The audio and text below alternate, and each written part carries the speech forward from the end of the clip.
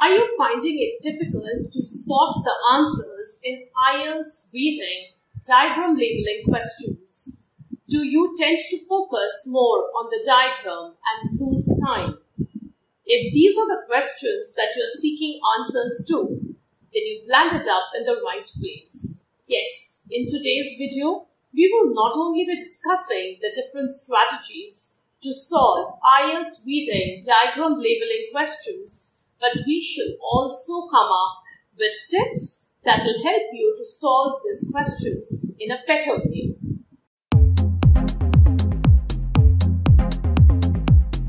Hello, this is Arundhati Sengupta from IELTSmaterial.com, and in today's video, we shall discuss every bit of the IELTS examination to get you a higher band score. If you do like the video, please do not forget to like, share and subscribe to IELTS Material YouTube channel. Now let us look into the different strategies to solve IELTS reading diagram labeling question types. Aim of diagram labeling questions. The main aim of a diagram labeling question is to understand your ability to analyze a part of the given text and relate it to the diagram and thereby complete your answer. Types of diagram labeling. Number 1. A design or a plan. A technical drawing, that is a machine or an innovation, a diagram of something in the natural world. Steps to follow while solving the diagram labeling question. Number 1. Read the instructions very carefully. Number 2. Inspect the diagram in details. Number 3. Look out for the keywords, a title or words that are already mentioned in the diagram. Number 4. Scan the passage using the keywords. Number 5. Understand the diagram and spot the answers correctly. If you want to improve your reading skills, please check out the link in the description box. Step number 1.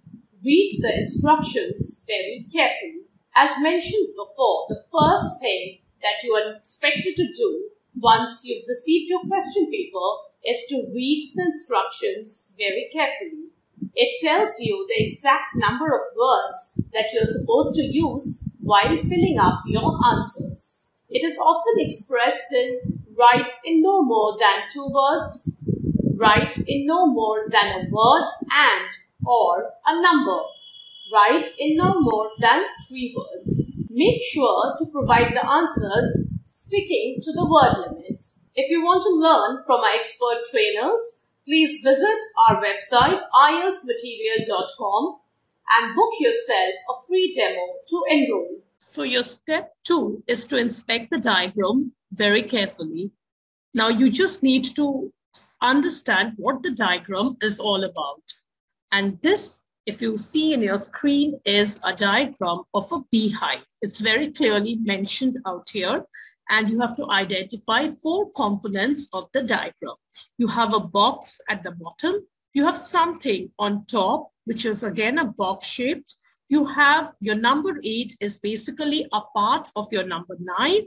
And of course, there is something which separates number 9 from number 11. So these are the 4 parts which you have to identify. Step 3. Look out for the keywords. Identifying the keyword is probably the most crucial step because this is what enables you to find out the right answer in the passage in a very short span of time. Now, the answers for a particular diagram is generally presented as chunks of information. It shall not be scattered throughout the entire passage.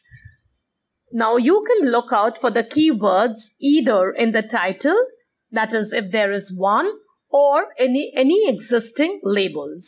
Our diagram does have a title. It is that of a beehive. Now, this keyword will help you to find the relevant part of the passage which contains your answer.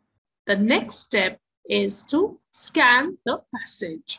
Now, when you're scanning the passage, what is scanning primarily? It is reading very quickly and looking out for keywords. You're looking out for very specific words or numbers.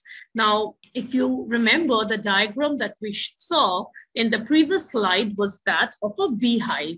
So you shall be looking out for all words that connect a beehive to the passage. So if you see the highlighted words, a beekeeper, hives, bees, so these are your words. And now what you need to do is, you have to be very careful in locating your preposition. It will be using, the text is definitely going to use a lot of prepositions such as on top of, next to, behind. So they actually tell you the position of the nouns. So that will help you to understand the diagram in a better way. The text shall also contain words like containing, is made up of, and these are all the words which will guide you to the answer. Now, going back to the diagram, now this is the time when you'll have to identify the parts.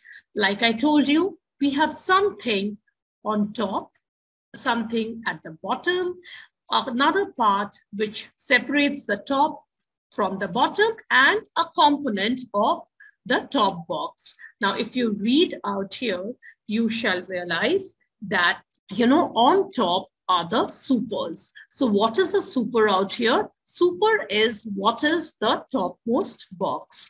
Now, as I told you, so that is number 9. Number 8 is actually a component of number 9. And if you look into the passage very carefully, you shall realize that they are nothing but frames of empty comb. Now, as I told you, you have to be very careful while writing down your answer, because they expect you to stick to the word limit. What you're going to write is frames out here, as your answer should be of one word only. The next thing that you have to do is go to the bottom and identify what this number 11 is all about. Now, if you read, you will realize that, as I told you, prepositions are very important. So below is the brood chamber. So this is your brood chamber. And what separates number 9 from number 11 is a screen, which is between the brood chamber and the supers. So again, getting your preposition right, between is the screen which separates your brood chamber from the supers. So that is how you are able to write down the correct answers. One very important step is to remember that your spelling is very important, and this can easily be checked with the text. So it is a good idea to underline the answers when you find them for this particular reason. Another thing that you should be cautious about is the fact that you shall not be getting any additional time for writing down your answers on the answer sheet. So please take cognizance of the time limit. Let us do another practice question. So if you can see, it's a leaf in front of you. And as I told you, read it, read the passage, skim for the words that you can associate with the diagram, which is out here, which is that of a leaf, of course. So I'll give you some time and let's try to guess the answers.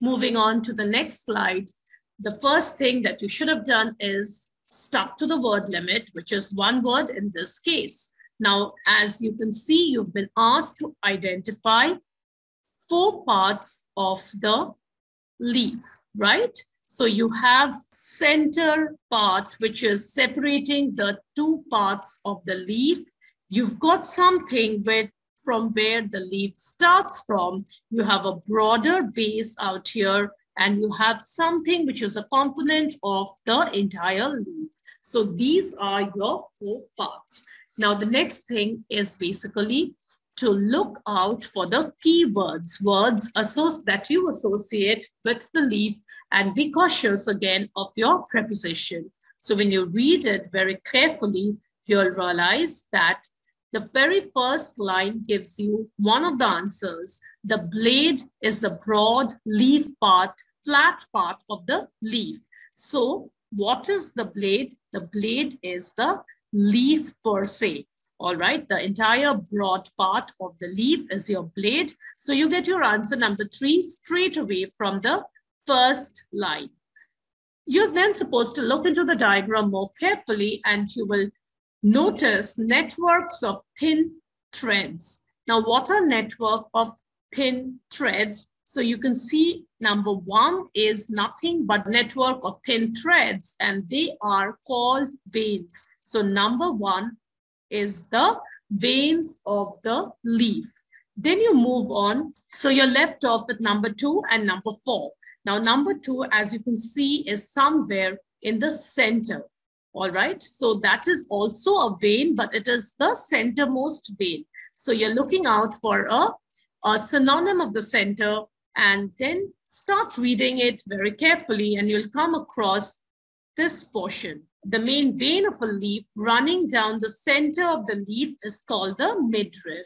So what is this? This is nothing but your midrib. That leaves you trying to identify the 4th part of the diagram. So what is 4th? Now the 4th is the part of the leaf which is not a part of your blade, right? So what is it? If you read very quickly, you will understand that the area of some plants that connects the plant's stem and the leaf is called the petiole. So number 4 is your petiole. Be careful with the spelling of the petiole, because if you get your spelling wrong, you end up losing the marks. So underline the 4 words that you've been able to locate from the passage, which gives you the answers of the diagram first, and then write down the correct spelling in your answer script.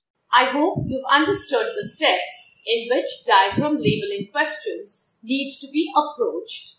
If you want to excel in diagram labeling questions, please do follow the steps that have been explained to you in this particular video. Also, do not forget to like, share and subscribe to our YouTube channel. We will come up with more strategies in our future videos. Follow the IELTS Material YouTube channel for more free IELTS learning and stay updated. Thank you.